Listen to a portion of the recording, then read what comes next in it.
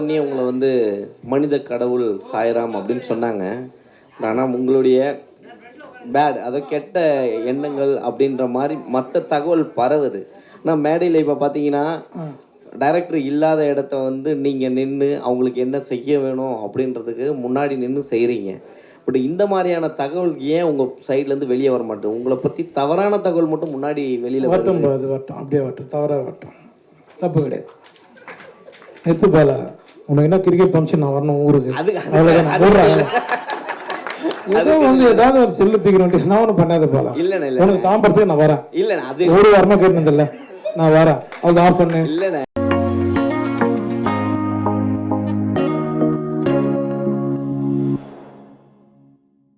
வானா நான் சொல்றதுக்கு உண்மை என்ன கேட்டேன்னு எல்லாத்தையும் உங்களுக்கு முன்னாடி சொல்லி. எலெக்ஷன் டைம்ல கரெக்டாக தண்ணி டைம் வருது. ஏன்னா ஏற்கனவே மண்டேலா ஒரு ஓட்டு வந்து என்ன வேலையை செய்யுன்றதை மண்டேலாவில் சிறப்பாக செஞ்சு காமிச்சிங்க.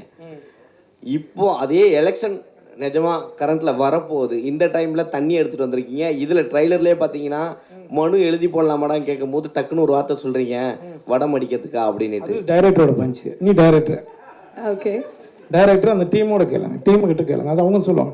நானே எழுதுனேன். இல்லைண்ணே, கலைவாணருக்கு அப்புறம் அவர் தான் பாட்டுல சிரிப்புல எல்லாத்தையும் மெசேஜ் சொல்லிட்டே வந்தாரு. அதுக்கப்புறம் சின்ன கலைவாணர் விவேக் சார் சொன்னாரு. அந்த இடத்துக்கு யோகி பாபு சார் வந்து கொண்டு இருக்காரா? அது நீ சொல்லி தான் தெரியும் நான் வந்திருக்கு அந்த இடத்துக்கு. ரொம்ப நன்றிப்பா. பேர் கேட்கல இல்ல, சொல்லி ஹாப்பி. செயின் எங்கிருந்து வாங்கினேன்? வாங்கிட்டு 3 பிரஸ் மீட் போய். ஏய், சுரேஷ் சங்கையா வந்து எனக்கு காக்காமட்டிலேருந்து பழக்கம், அசிஸ்டன்ட் டைரக்டர்லேருந்து அவன் பழக்கம் எனக்கு. ஒரு அப்போது இப்போ சொன்ன மாதிரி கடாயின் கருணை படம் வந்து சுரேஷ் சங்கையா முதல்ல எனக்கு தான் கதை சொன்னார் அந்த படத்தை. அப்போ நம்ம கொஞ்சம் பயந்தோம், ஏன்னா சரி நம்ம காமெடினா போயிட்டுருக்கோம் அதில் அப்படின்னு. ஆனால் நல்ல கதை அப்படின்னு அதில் ஒரு கேரக்டர் சொன்னாப்புல, அதாவது பண்ணலாம். நான் அந்த டைமில் கூப்பிடும்போது என்னால் போக முடியாமல் போயிடுச்சு, சில இடங்கள் கமிட்மெண்ட்டில். அது ட்ராப் ஆனதுனால நான் அதில் நடிக்க முடியாதனால ஒரு வேளை சுரேஷ் சங்கையா என்னை வச்சு ஹீரோவை பண்ணணும்னு முடிவு பண்ணது எனக்கு வந்து பெரிய பாக்கியம் நினைக்கிறேன். ரொம்ப லைவான டைரக்டர். நான் மணிகண்டன் சார் அப்பப்போ சொல்லுவார், காக்காமோட டைரக்டர் அப்பப்போ சொல்லுவார், அவன்கிட்ட நிறைய விஷயம் லைவாக நிறைய சொல்லுவான் யோகி பாபு அப்படின்னாப்புல. கடைசியாக நாங்கள் ஷூட்டிங் பண்ணிகிட்டு இருக்கும்போது ஒரு முறை எல்லாம் இந்த ஆர்டிஸ்ட்டுங்க நிறைய ஆர்டிஸ்ட்டுங்க எல்லாரையும் வந்து உட்கார வச்சு டிராக்டர்லேருந்து தள்ளிட்டு இருக்கான். நான் அப்போ சும்மா ஜென்ரலாக பேசிட்டுருக்கேன், என்னப்பா பண்ணிகிட்ருக்கான்னு பார்த்தா டிராக்டர்லேருந்து எல்லோரும் கீழே வந்துட்டுருக்காங்க. ஏய் என்னடா பண்ணிகிட்ருக்க அப்படி. லைவாக இருந்தால் தான் நான் சூப்பராக இருக்கும் அப்படின்னா, அதுக்காக என்னடா எல்லோரும் கீழே மண்ணு கொட்டுற மாதிரி கொட்டிகிட்ருக்கேன் அப்படின்னு. எல்லா விஷயமும் லைவாக பண்ணி ஒரு விஷயமும் இந்த படத்தை பெரிய அளவில் கொண்டு வந்தது சுரேஷ் சங்கையா. ஷார்ட் எடுத்துன்னே இருப்போம், கேமராமேன் வந்து சார் வந்து ஃப்ரேம் செட் பண்ணுற கேப்பில் அண்ணா இன்னொரு கதை இருக்குண்ணா அப்படின்னு. என்னப்பா அப்படின்னு. இதே முடியல போடணும் அப்படின்னு. கேளு அப்படின்னு அந்த 15 நிமிஷத்தில் ஒரு கதை சொல்லியிருக்காப்புல என்கிட்ட. அடுத்த படம் தான் பண்ணுறோம், ரமேஷ் சார் டிப்பே போட்டுருவோம் போயிட்டு அப்படின்னு. நல்ல டைரக்டர் மிஸ் பண்ணிட்டோம். கருப்பணியப்பன் சாருக்கு நான் ரொம்ப நன்றி தெரிவிச்சுக்கிறேன் சார். ஏன்னா எனக்கும் அவருக்கு ஒரு பெண்டிங் இருக்குது, சீக்கிரம் அதையும் சந்திச்சிடலாம் சார். ஜெகன் சார், உங்களோட நான் என் ஆளோட சிறப்புக்கான படம் பண்ணேன். அன்றைக்கி அவர் சொன்னது உண்மை தான், ஆனால் அது எப்படி சொல்கிறது சார், நான் வந்து உங்களை வந்து அண்ணனாக பார்த்தேன் சார், அவ்வளோதான் சார். அப்புறம் நெல்சன் சார் சொன்னார், சீக்கிரம் அசிஸ்டன்ட் டைரக்டருக்கு நிறைய வாய்ப்பு கொடுங்கன்னு. நான் நிறைய பேர் கொடுத்துருக்கேன் சார். சுரேஷ் சங்கையா அசிஸ்டண்ட்டு 5 பேர் எனக்கு கதை சொல்லியிருக்காங்க. அதுவும் பேர்லாம் சொல்லாதீங்க, யார் பாரு நம்ம அண்ணியா ஒன்றும் சொல்லக்கூடாது இல்லை எல்லாருக்கும். ஏன்னா நானும் ஒரு அசிஸ்டன்ட் டைரக்டராக தான் வந்தேன் ராம்பாலா சார்கிட்ட லொல்லு சோப்பாலேருந்து. அதனால் அந்த வழி எனக்கு தெரியும்.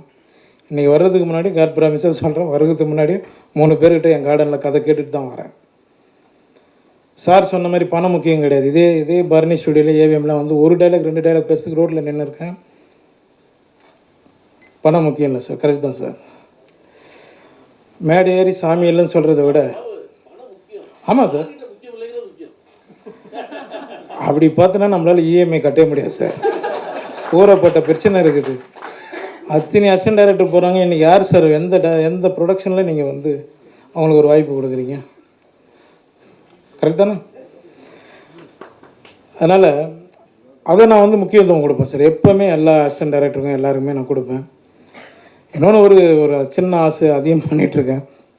எப்படியும் அதையும் எழுதிடுங்க நம்ம நண்பர்கள்லாம்.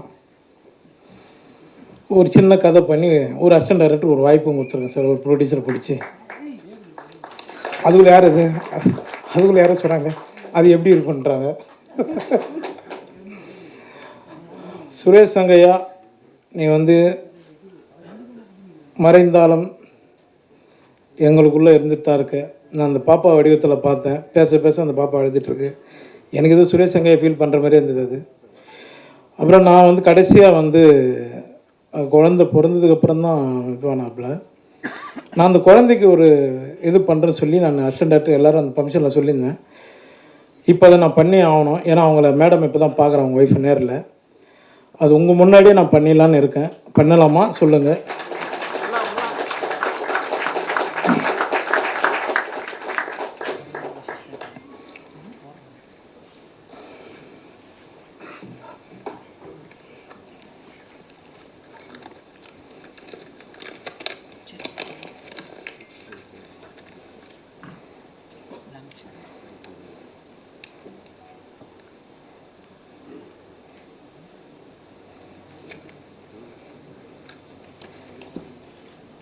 ஒரு செகண்ட், சாரி.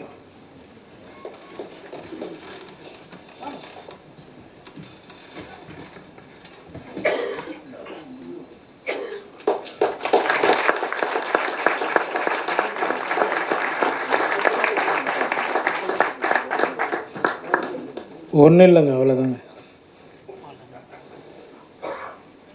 வாங்க, யார் வேணாலும் வாங்க, நான் படம் பண்ணுறேன்.